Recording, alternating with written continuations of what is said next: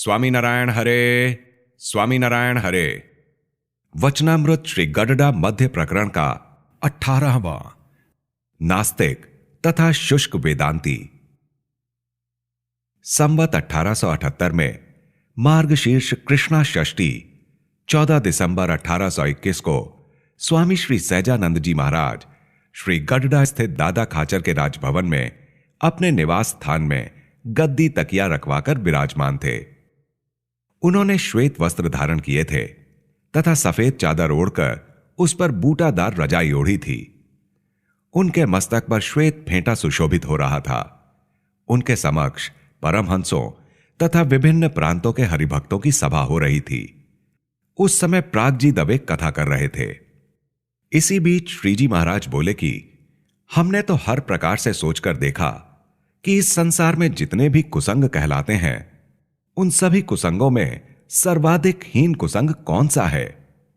तो जिस पुरुष को परमेश्वर की भक्ति नहीं है तथा भगवान सर्व के स्वामी हैं, भक्त वत्सल हैं, पतित पावन हैं, अधमोद्धारक हैं, ऐसा जिसके हृदय में विश्वास नहीं है, ऐसे लोगों का संग ही अत्यंत निंदनीय कुसंग है।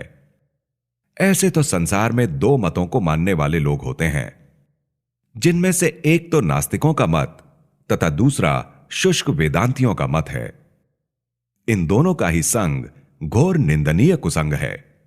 और पंच महापाप से युक्त पापी को भी यदि भगवान का विश्वास हो तो कभी न कभी उसका कल्याण हो सकता है तथा बाल हत्या, गौ हत्या एवं स्त्री हत्या आदि घोर पाप करने वालों की भी किसी समय उस पाप से मुक्ति हो सकती है।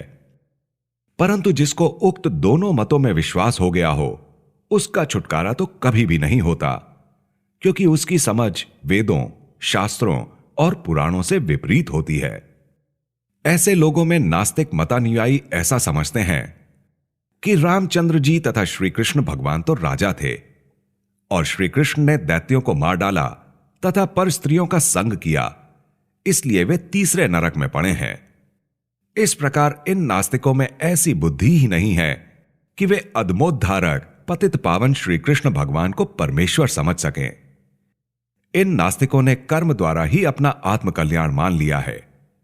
वे मानते हैं कि कर्म करते करते जब केवल ज्ञान प्रकट होता है तब कोई भी व्यक्ति भगवान बन जाता है। इस तरह उन्होंने अनंत भगवान माने हैं, किंतु उनके मतानुसार कोई अनादि परमेश्वर है ही नहीं कि जिनका भजन करने से जीव भव बंधन से मुक्त हो जाता है। इस कारण उनका यह मत वेदों के विरुद्ध है। और शुष्क वेदांतियों के मतानुसार जो ब्रह्म है वही जीव रूप हुआ है। जैसे सूर्य का प्रतिबिंब होता है उसी प्रकार जीव भी ब्रह्म का ही रूप है। इसलिए वे ऐसा ज्ञान प्राप्त करते हैं कि मैं ब्रह्म हूं, इसलिए मुझे किसी भी प्रकार की साधना करने की आवश्यकता नहीं रह जाती। ऐसे मिथ्या ज्ञानी जब स्वयमेव परमेश्वर हो गए तब वे किसका भजन करें? ऐसे मतानुयायी पाप करने से भी नहीं डरते और अपने मन में समझने लगते हैं कि हम निर्गुण मार्ग को प्राप्त हो चुके हैं, अतः हमें फिर से जन्म नहीं लेना पड़ेगा।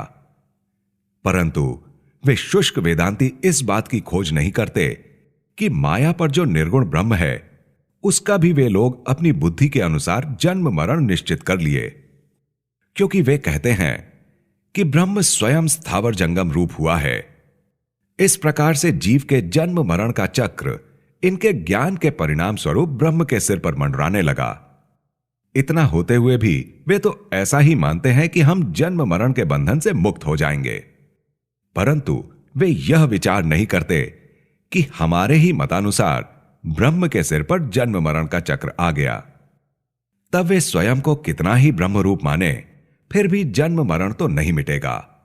इसलिए उनके अपने ही मतानुसार जो मोक्ष माना था वह मिथ्या हो जाता है। परंतु वे आत्मनिरीक्षण करके यह नहीं देख सकते, बल्कि जिह्वा से केवल बकवास करते रहते हैं कि हम तो ब्रह्म रूप हैं, तो फिर हम किसका भजन करें और किसको नमस्कार करें? ऐसा मानकर वे अत्यंत ही अहंकारी हो जाते हैं। कोई भी बात उनकी समझ में आई नहीं और ज्ञानी होने का मिथ्या अहंकार लेकर बैठ गए, किंतु यह विचार नहीं करते कि उनके मतानुसार उनकी ही मोक्ष धारणा ही मिथ्या हो चुकी है, और जो कोई ऐसे शुष्क वेदांती का संग करता है उसको भी वे अपने समान ही मूर्ख बना देते हैं। तथा नारद, सनकादिक एवं शुकजी आदि सच्चे ज्ञानी हैं जो निरंतर भगवान का ध्यान, नामोच्चारण और कीर्तन करते रहते हैं, और श्वेत द्वीप में स्थित निरन्न मुक्त तो ब्रह्म स्वरूप हैं और काल के भी काल हैं। वे भी परमेश्वर का ध्यान, नाम रटन, कीर्तन, पूजन और अर्चन वंदन करते रहते हैं। वे स्वयं अक्षर स्वरूप हैं, फिर भी अक्षरातीत पुरुषोत्तम भगवान के दास होकर रहते हैं। और बद्रिकाश्रम वासी उद्धव एवं तनु ऋषि आदि मुनि भी तप करते हैं तथा निरंतर भगवान की भक्ति करते रहते हैं। परंतु शुष्क वेदांती केवल देहाभिमानी जीव हैं जो भगवान का ध्यान, स्मरण या वंदन नहीं करते।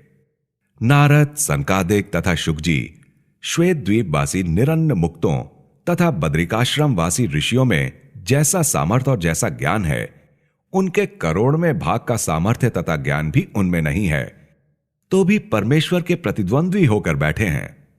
इसलिए वे पक्के अज्ञानी हैं, और जितने भी अज्ञानी हैं उनके भी सरदार हैं।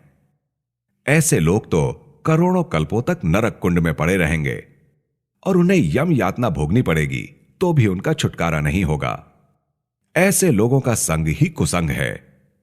जिस प्रकार सत्पुरुष के संग से बढ़कर कोई अधिक पुण्य नहीं है, वैसे ही अज्ञानी शुष्क वेदांतियों के संग से बढ़कर अधिक कोई पाप नहीं है।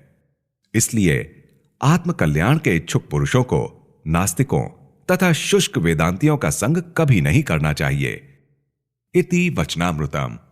इस प्रकार से श्री गडडा मध्य प्रकरण का 18वां वचनामृत पूर्ण हुआ।